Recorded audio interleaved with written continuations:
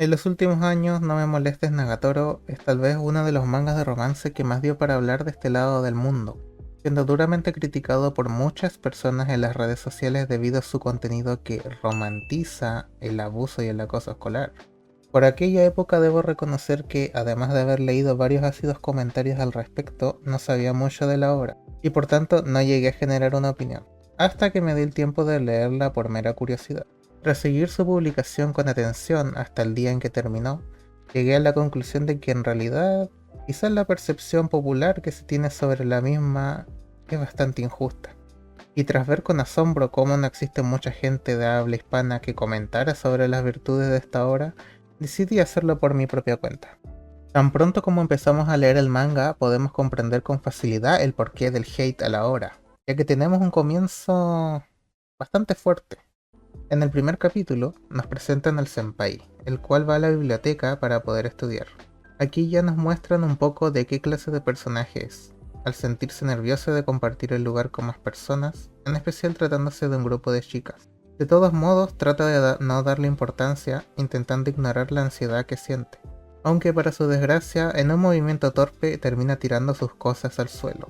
Es allí donde se revela el manga en el que ha estado trabajando de forma privada. Por supuesto, esto genera burlas y risas por parte del grupo y poco después se retiran del lugar. Todas excepto Nagatoro, quien se queda para mofarse del protagonista por la obvia autoinserción que realiza en su manga.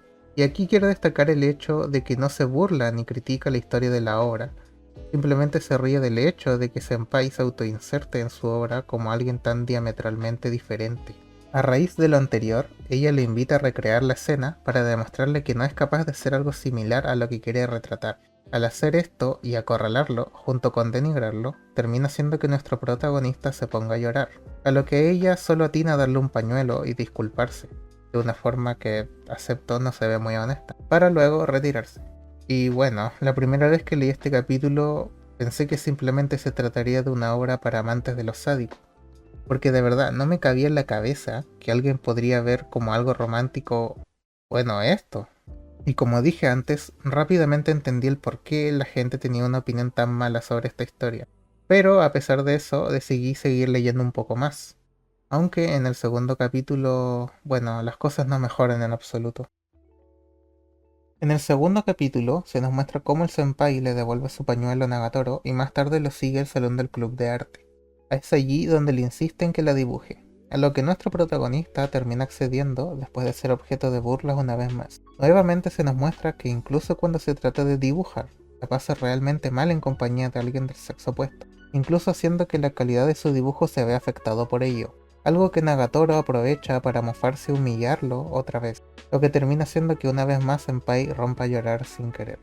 Y en este punto parece que la dinámica por el resto de la obra va a ser siempre la misma, momentos sádicos compartidos por ambos personajes. Es más que natural que con esto a muchas personas les bastara para formarse una opinión de lo que quiere contarnos el manga. Incluso yo en su momento me puse a pensar seriamente en dejar de leerlo, por lo repulsivo que me estaba resultando, ya que al igual que todo buen latinoamericano, también tengo una historia alrededor del acoso escolar. Es por eso que puedo comprender a la perfección que leer una historia de amor entre un acosador y la víctima debió darle asco a más de uno. A pesar de todo, decidí continuar, esperándome lo peor para lo que venía. Ya en el tercer capítulo hay dos cosas muy interesantes que quiero destacar. La primera es que Nagatoro se disculpa por primera vez con el senpai, al ver que sin querer lo tiró al suelo. Esto es importante ya que nos muestra dónde Nagatoro cruza la línea de la forma en que trata al senpai. Como aporte adicional a esto, hace no mucho descubrí que en el primer volumen en donde se incluyen estos tres capítulos de los que hablo, el autor dibujó pequeños sketches de la reacción de Nagatoro a las interacciones que tiene con el protagonista, lo cual es un añadido súper interesante. Hubiese estado genial saberlo desde un principio para entender mejor al personaje. Desconozco si hay más de estos sketches post capítulo que nos muestren un poco más de cómo piensa Nagatoro, pero con estos que estoy mostrando bastan para dar una perspectiva distinta de su comportamiento.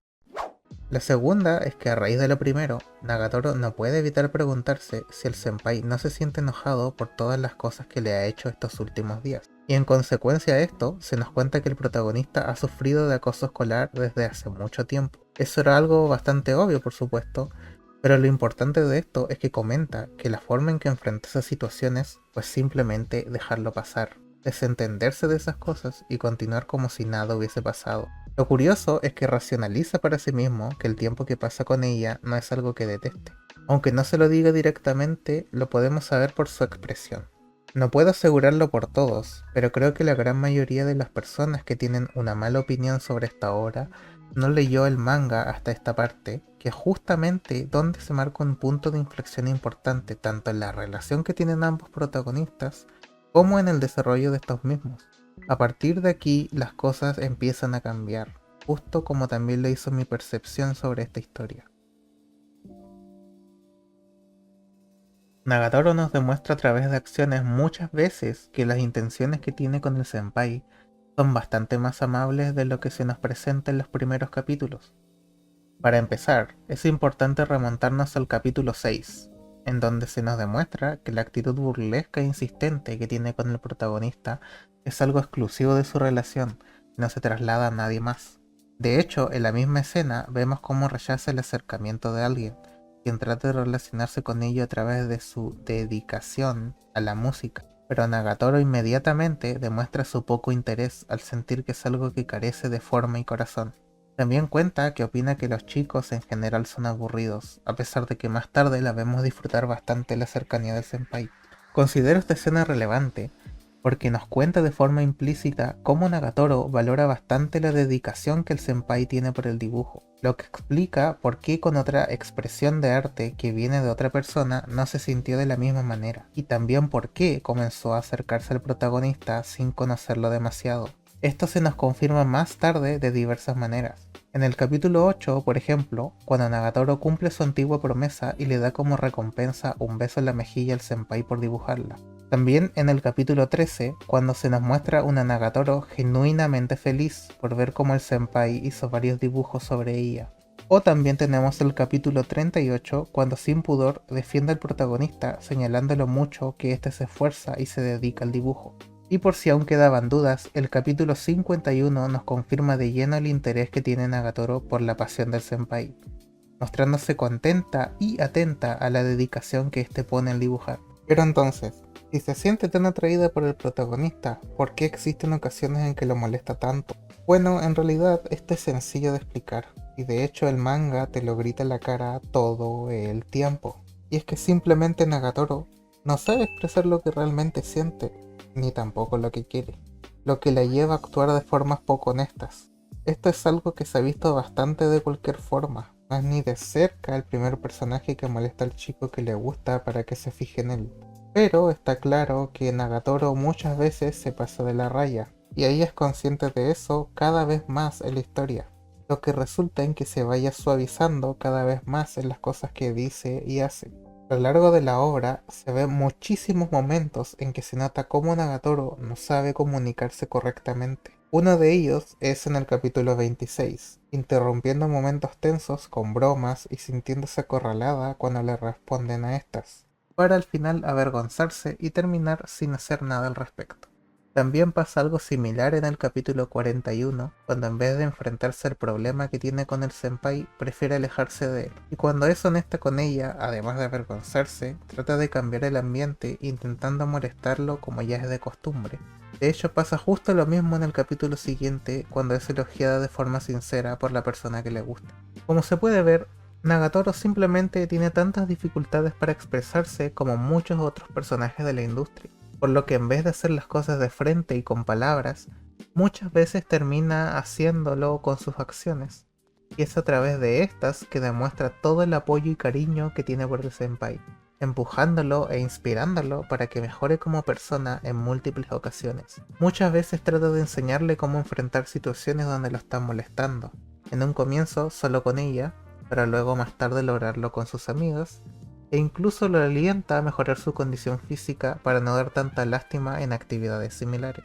¿Y para qué hablar otra vez de las ocasiones en que los motiva a seguir con su pasión al dibujo? En consecuencia de todo lo anterior, existe una evolución muy natural y disfrutable de ver por parte del mismo protagonista, quien poco a poco comienza a dejar sus inseguridades de lado y su timidez. Comienza a demostrar que puede lidiar con situaciones de acoso, defendiéndose tanto a él mismo como a los demás. Comienza a atreverse a tomar la iniciativa con Nagatoro, quitándose del medio sus inseguridades y su timidez.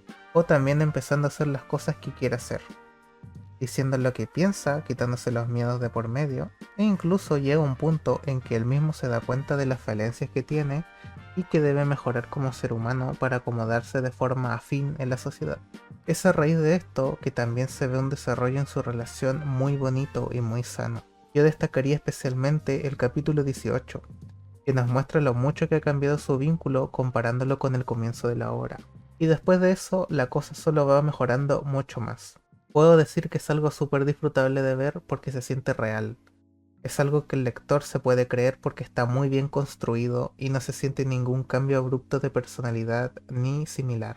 Al contrario, eso se logra porque la obra se toma los tiempos necesarios para hacer que sus personajes vayan mostrando una versión mejor de ellos a medida que pasan por un sinfín de sucesos que los hacen madurar. Sin exagerar, ya habiendo visto un montón de animes y algunos mangas de romance, es de lo mejorcito que me ha tocado ver en cuanto a construcción de personaje y en cómo estos se van relacionando.